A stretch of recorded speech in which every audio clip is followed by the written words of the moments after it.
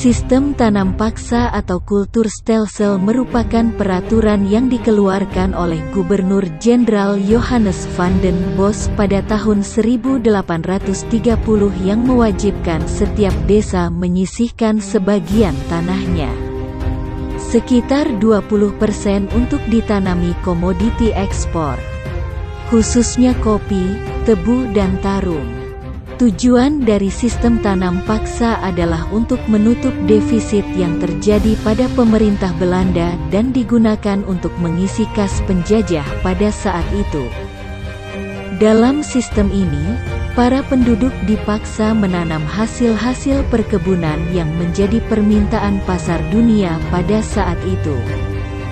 Tanaman ekspor tersebut nantinya dijual dengan harga yang ditetapkan oleh pemerintah kolonial dan bagi warga yang tidak memiliki tanah harus bekerja selama 75 hari dalam setahun pada kebun milik pemerintah. Hasil tanaman itu kemudian diekspor ke mancanegara. Sistem ini membawa keuntungan yang sangat besar untuk pihak Belanda. Dari keuntungan ini, hutang Belanda dapat dilunasi dan semua masalah keuangan bisa diatasi.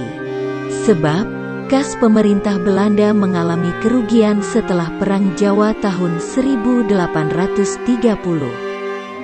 Sistem ini pun berhasil dan pemerintah Belanda meraup keuntungan yang amat besar. Namun, lain daripada Belanda, justru rakyat Indonesia menderita dan mendapat kerugian besar.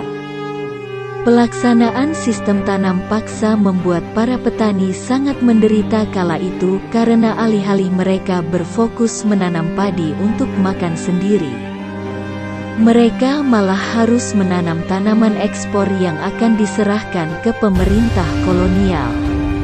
Meskipun peraturan tanam paksa jelas memberatkan para petani dan penduduk, namun kenyataan di lapangan, penderitaan yang dialami jauh lebih besar dan berkepanjangan karena dicekik kemiskinan dan ketidaktentuan penghasilan ke depannya.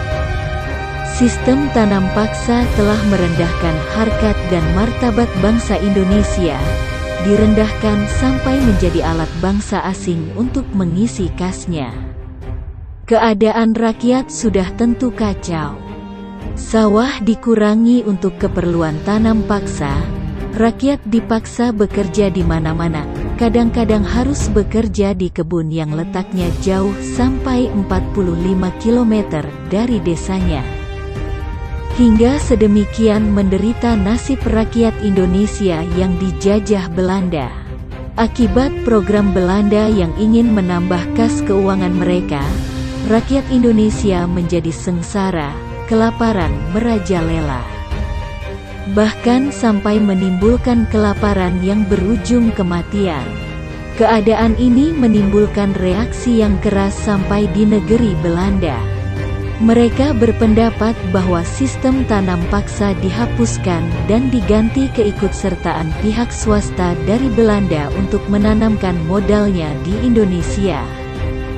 Sistem tanam paksa kemudian secara berangsur-angsur dihapuskan tahun 1861, 1866, 1890, dan 1916. Dampak negatif pelaksanaan tanam paksa menurut M.C. Ricklefs dalam bukunya Sejarah Indonesia Modern tahun 1200 sampai tahun 2008, dampak negatif tanam paksa, yaitu memakan waktu-waktu yang dibutuhkan dalam penggarapan budidaya tanaman ekspor sering mengganggu kegiatan tanam padi. Membutuhkan air banyak penggarapan tanaman ekspor seperti tebu membutuhkan air yang banyak sehingga memberatkan petani. Penggunaan tanah berkualitas budidaya tebu dan nila, indigo, menggunakan sebagian besar tanah sawah petani yang baik dan bernilai paling tinggi. Kebutuhan hewan ternak. Pelaksanaan sistem tanam paksa ini melipat gandakan kebutuhan akan hewan ternak petani. Tidak hanya untuk pekerjaan ladang tetapi juga sebagai alat angkut hasil tanaman ekspor menuju pabrik atau pelabuhan.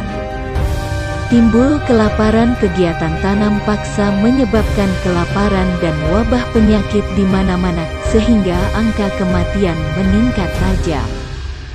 Bahaya kelaparan menimbulkan korban jiwa yang sangat mengerikan di daerah Cirebon, Demak, dan Gerobogan. Hal ini mengakibatkan menurunnya jumlah penduduk di daerah tersebut. Selain itu, penyakit busung lapar juga terjadi di banyak daerah. Selain itu, ada kewajiban yang harus dilaksanakan petani yang menjadi beban berat, seperti 1.